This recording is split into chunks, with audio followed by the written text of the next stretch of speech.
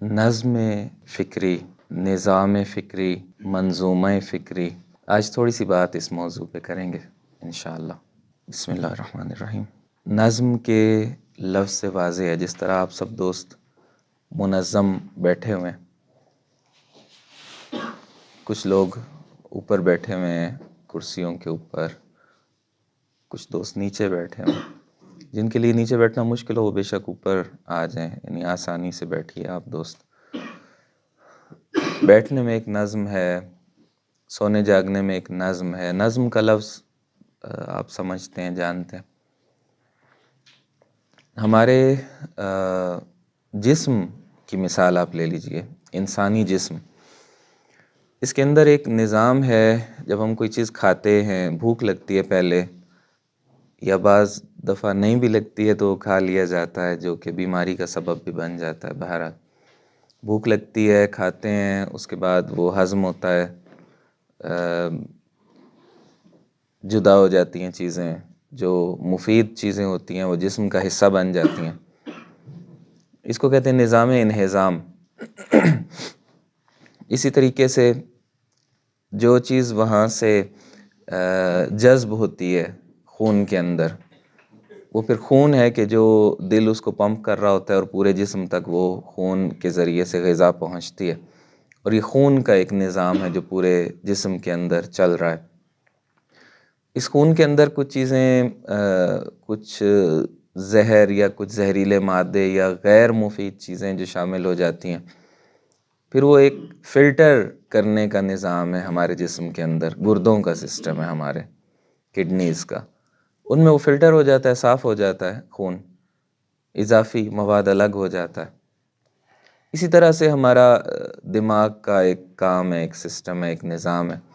ہمارے اعصاب کا ایک سسٹم ہے، ہماری جو حرکت ہے، موومنٹس ہیں ہماری، ہم بول رہے ہیں، چل رہے ہیں، کھا پی رہے ہیں، یہ ساری ایک نظام ہے جس کے تحت ہیں۔ اعصاب کا سسٹم ہے جو ان کو کنٹرول کرتا ہے۔ اب یہ جتنے بھی میں نے نام لیے ہیں، یہ سارے نظام ہیں۔ کھانے پینے اور ہضم کا ایک نظام ہے ہمارے جسم کے اندر، خون کا ایک نظام ہے، نظام دوران خون جس کو ہم پڑھا کرتے تھے، اور یہ سارے نظامات جن کی مثالیں آپ کے سامنے پیش کی ہیں۔ آج میں نے کچھ مثالیں پیش کر کے آخر پہ اصل بات عرض کرنی ہے۔ ایک مثال ہمارے انسانی جسم کی ابھی میں نے آپ کو دے دی، ایک اور اس میں بات ایڈ کر دوں، اضافہ کر دوں، شاید آخر میں اس بات کی ہمیں ضرورت پڑے کہ یہ سارے نظامات مل کے پھر ایک بڑا نظام تشکیل دیتے ہیں، اور وہ ہے ہمارے پورے جسم کا نظام، جس میں چھوٹے سارے نظامات ایک دوسرے کے ساتھ جڑے ہوئے ہوتے ہیں، اور ایک بڑا نظام بنتا ہے جس کو ہم کہتے ہیں انسانی جسم۔ ابھی روح کی تو بات ہی نہیں کی ہے، وہ تو اور پھر ایک پوری دنیا ہے، اس کا کیا نظام ہوگا اور کیا چیزیں ہوں گی۔ اسی طریقے سے آپ مختلف علوم پڑھیں گے، یہ اب دوسری مثال کی طرف ہم آ رہے ہیں۔ آپ مختلف علوم پڑھیں گے انشاءاللہ۔ آپ علم صرف آپ پڑھ چکے ہیں، علم نحو پڑھ چکے ہیں، اور بہت سی چیزیں آپ پڑھ چکے ہیں، مثلا علم منطق ہے، علم فلسفہ ہے، علم فقہ ہے، علم اصول ہے، علم کلام، اور اس طرح کے دیگر علوم ہیں۔ یا آپ سائنسز کی طرف چلے جائیں، جو دوسری سائنسز ہیں، نیچرل سائنسز ہیں، مثلا آپ فزکس، کیمسٹری، بایولوجی کی طرف چلے جائیں۔ آپ اسی طریقے سے انسانی جو علوم ہیں، ہیومن سائنسز ہیں، نظام تعلیم و تربیت کا ایک پورا سسٹم ہے، یا اقتصاد کا، معاش کا سسٹم ہے، اور بہت ساری چیزیں ہیں، قوانین ہیں، لاز ہیں۔ علم جب پڑھتے ہیں، خلاصہ یہ ہے، یہ سارے نام تو ایسے ہی بس لیے تاکہ ایک فضا بن جائے، ذہن آ جائے اس طرف۔ اب ان میں سے کوئی ایک آپ لے لیں، مثال یہاں یہ لیتے ہیں۔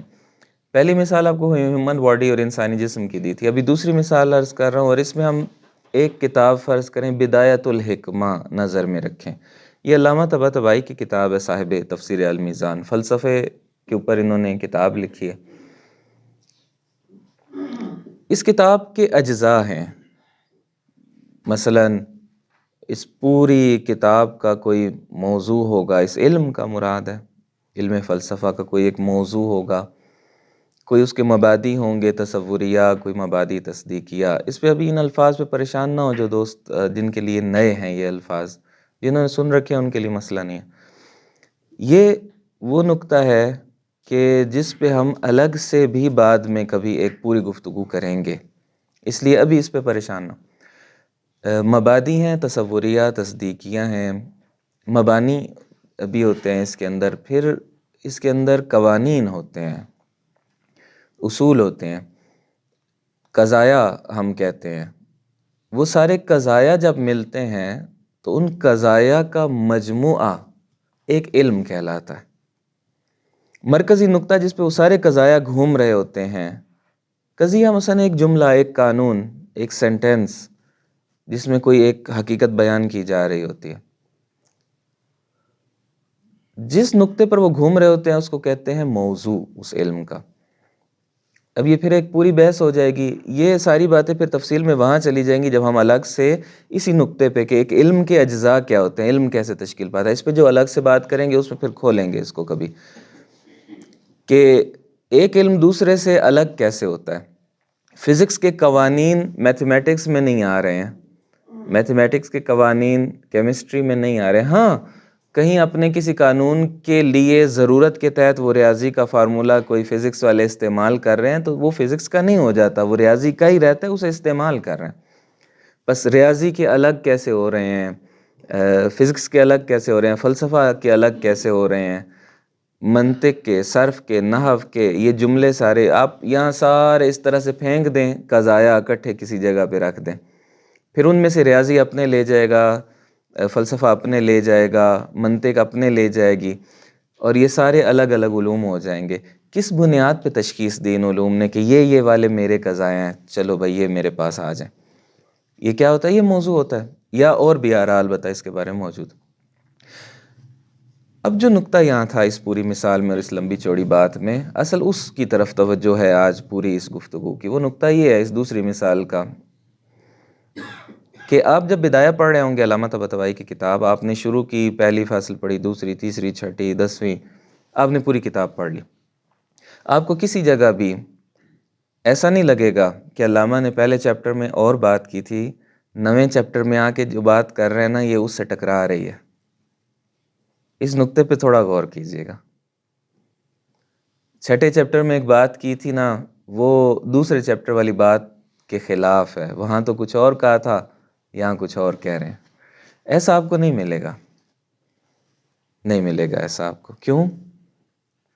کیونکہ ایک نظم ہے ان سارے قضایا کے اندر. ہر قضیہ دوسرے قضیے پر ناظر ہے. پہلے قضیہ کو جو بیان کیا اس کی بنیاد پہ اگلی بات کی، اس کی بنیاد پہ اگلی بات کی ہے. تو یہ سارے آپس میں جڑے ہوئے ہیں، ایک نظام ہے ان کے اندر، ایک پیوستگی ہے، ایک ارتباط ہے، اور ٹکراؤ نہیں ہے کسی چیز کا کسی دوسری چیز کے ساتھ. ٹکراؤ کا نہ ہونا یہ بھی ضروری ہے، آپس میں ارتباط بھی ضروری ہے ان جملوں کا. تب ان کا مجموعہ مل کر ایک علم بنائے گا جسے مثلا ہم علم فلسفہ کہیں گے، جس کی ابھی مثال دی بدایۃ الحکمہ فلسفہ کی کتاب ہے. یہ دوسری مثال تھی. اس علم کے اندر آپ نے دیکھا ایک نظام ہے، آپس میں جملے ایک دوسرے سے جڑے ہوئے ہیں، قضایا ایک دوسرے سے جڑے ہوئے ہیں، قوانین ایک دوسرے سے جڑے ہوئے ہیں، ٹکراؤ نہیں ہے، تضاد نہیں ہے، بلکہ ارتباط ہے. اس کو کہتے ہیں نظام، اس علم کا نظام. پہلی جسم کی مثال دی تھی تو اس میں بھی ایک نظام قائم تھا. معدہ اپنا کام کر رہے ہیں، آنتیں اپنا کام کر رہی ہیں، اور باقی اعضاء اپنا کام کر رہے ہیں. اچھا آپ اس سے ایک تیسری مثال کی طرف چلے جائیں، کائنات کی طرف چلے جائیں. سورج، چاند، ان سب کے اوپر ایک نظام حاکم ہے، ایک نظام شمسی ہے، گلیکسیز ہیں. آپ اور مظاہر فطرت کو دیکھ لیں، پودوں کے نظامات ہیں، وہ تنفس کرتے ہیں، وہ غذا تولید کرتے ہیں، اپنی ضرورت کی چیزیں بناتے ہیں، اور یہ صدیوں سے چل رہا ہے سلسلہ، کوئی خلل نہیں آ رہا ہے اس نظام کے اندر. ہاں جہاں خلل آئے وہاں گڑبڑ بھی ہو جاتی ہے، اور معمولاً دستکاری کی وجہ سے ہوتا ہے، جو انسان بیچ میں اس میں تبدیلیوں کی کوشش کرتے ہیں بعض اوقات. بہت بڑی مثال اب اگلی جو دینے جا رہا ہوں اس نظم کی، کہ جس کے اندر کوئی ٹکراؤ نہیں ہے، کوئی تضاد نہیں ہے، اور ساری باتیں ایک دوسرے کے ساتھ جڑی ہوئی ہیں، وہ قرآن مجید ہے. اگر کوئی مثال اس کی واقعی اور حقیقی ہم دے سکتے ہیں بہت بڑی مثال، وعلیکم السلام ورحمۃ اللہ. قرآن مجید کی کوئی بات آپ بتائیے دوسری بات سے ٹکراتی ہو. ممکن ہے ظاہری طور پہ کوئی لگے ٹکراؤ، لیکن وہ ایک بدوی سا ٹکراؤ ہوتا ہے، ایک تضاد ہوتا ہے یا تناقض ہوتا ہے. حقیقت میں نہیں ہوتا. حقیقت میں وہ چیزیں حل ہو جاتی ہیں. قرآن مجید کا بعض حصہ دوسرے بعض کی تفسیر کرتا ہے. اس کا مطلب ہے ارتباط ہے آیتوں کے اندر. قرآن مجید کے سلسلے میں پرانی گفتگو، آپ دوست جو سینئر دوست ہیں یہاں بیٹھے ہوئے ہیں آپ کے، ان کو یاد ہوگا ایک بات عرض کی تھی کہ ہر صورت کے اندر آیت کا آیت سے ربط ہے. ہر صورت کسی نقطے کے گرد گھومتی ہے، پھر یہ ساری صورتیں مل کے ایک نقطے کے گرد گھومتی ہیں اور پورا نظام قرآنی تشکیل پاتا ہے. ایک اور مثال، قرآن مجید کے ساتھ دوسری چیز کون سی رسول اللہ صلی اللہ علیہ وآلہ وسلم چھوڑ کے گئے؟ درود بھیجیے گا ایک ان پاک ہستیوں پہ. اللہم صلی علی محمد وآل محمد وعجل فرجہم. اہل بیت اطہار علیہم الصلوۃ والسلام، حدیث ثقلین.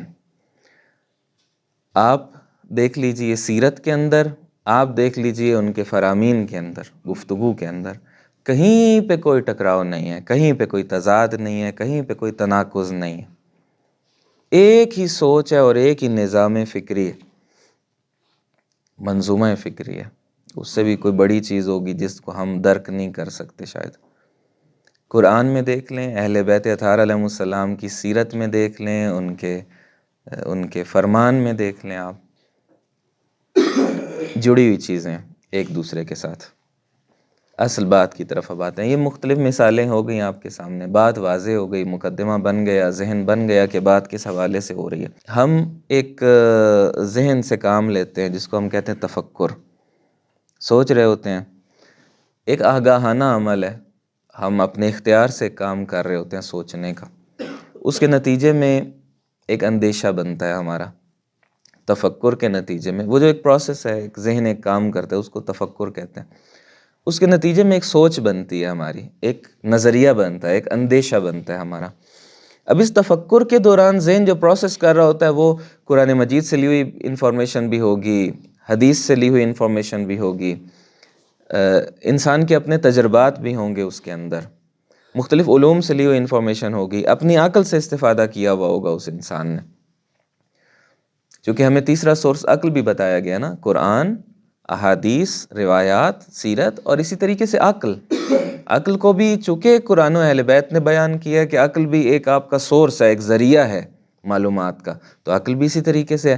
بس انسانی ذہن کے اندر وہ جو فکر کا کام ہو رہا ہوتا ہے، کن چیزوں میں ہو رہا ہوتا ہے؟ قرآن مجید سے لی ہوئی ہم نے ایک چیز ہے وہ ہمارے ذہن میں تھی، روایات سے لی ہوئی ایک چیز ہمارے ذہن میں تھی، عقل سے سوچی ہوئی ایک چیز ہمارے ذہن میں تھی، تجربے سے کسب کی ہوئی ایک چیز ہمارے ذہن میں تھی. اب اس پورے انفارمیشن اور ڈیٹا کے اندر ایک کام کر رہا ہوتا ہے ذہن، جس کو کہتے ہیں تفکر.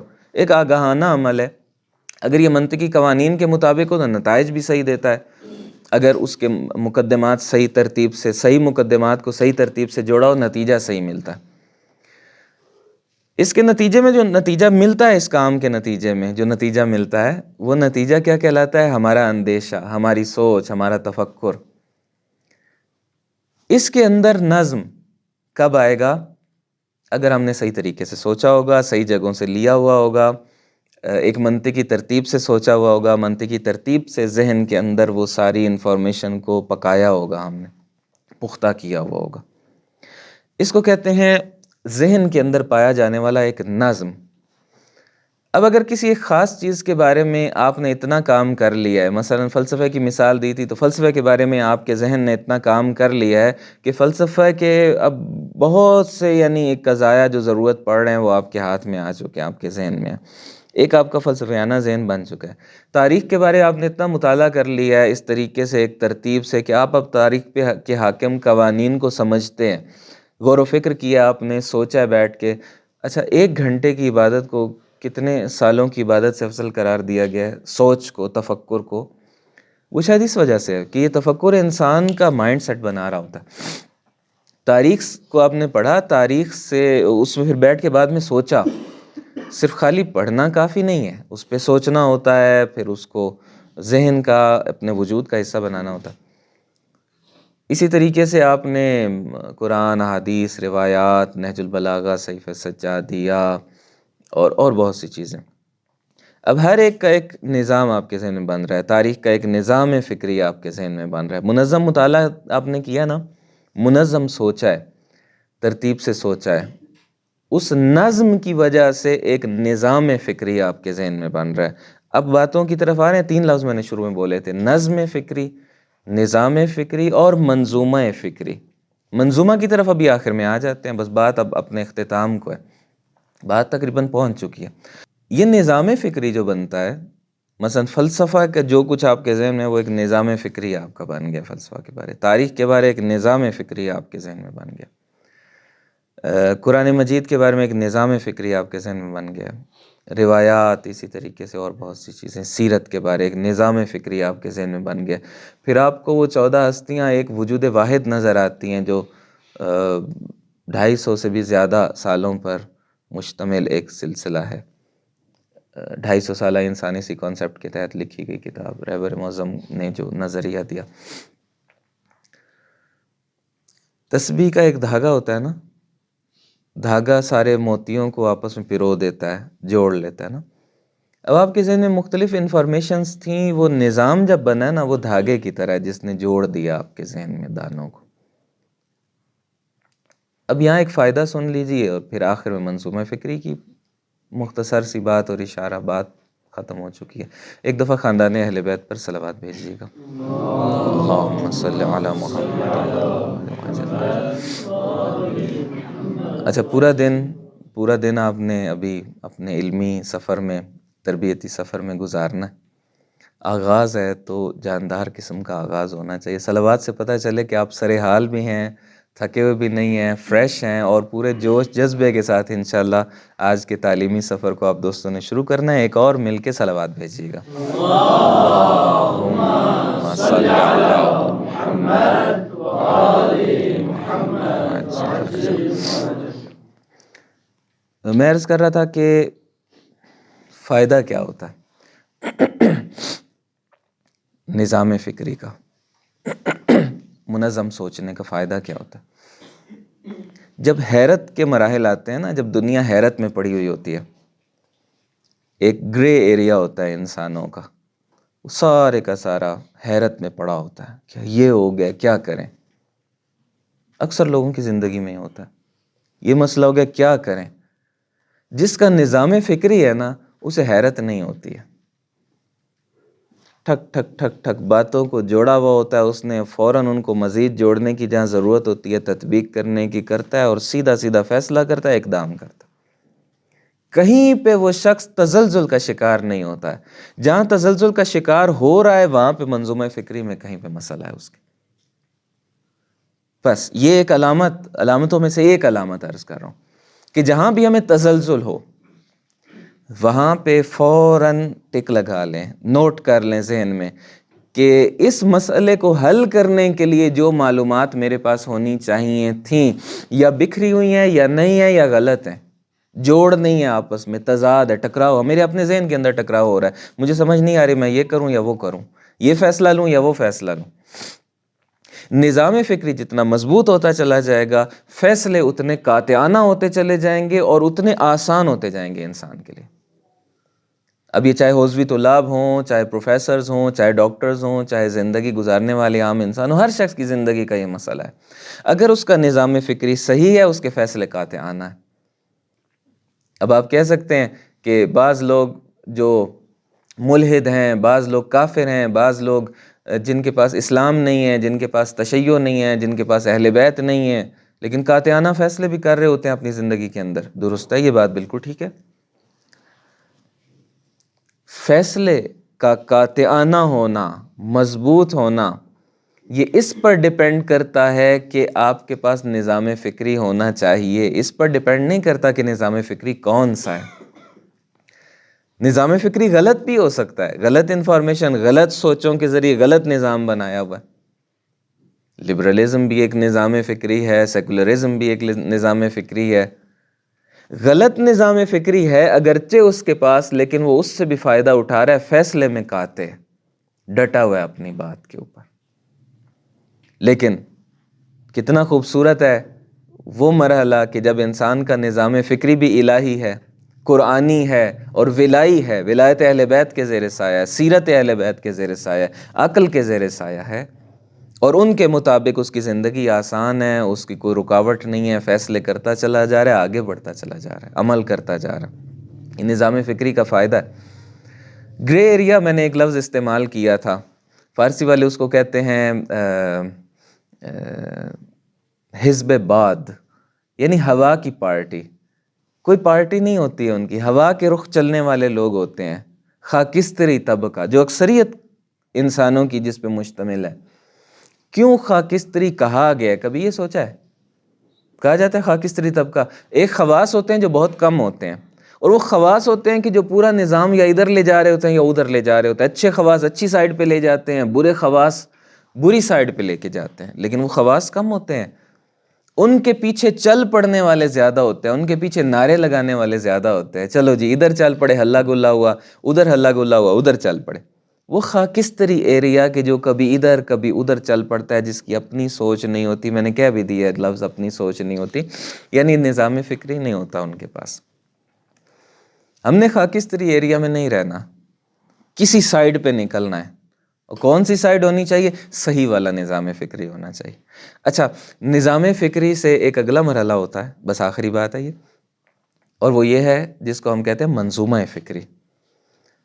نظامات جو ہوتے ہیں نا فکر کے، مختلف حصے ہیں فکر کے، سوچ کے، ایک فلسفیانہ حصہ ہے، ایک تاریخی حصہ ہے اس کا، ایک کلامی حصہ ہے اس کا، ان سب کا مجموعہ بڑی سطح پہ جا کے بنتا ہے منظومہ فکری۔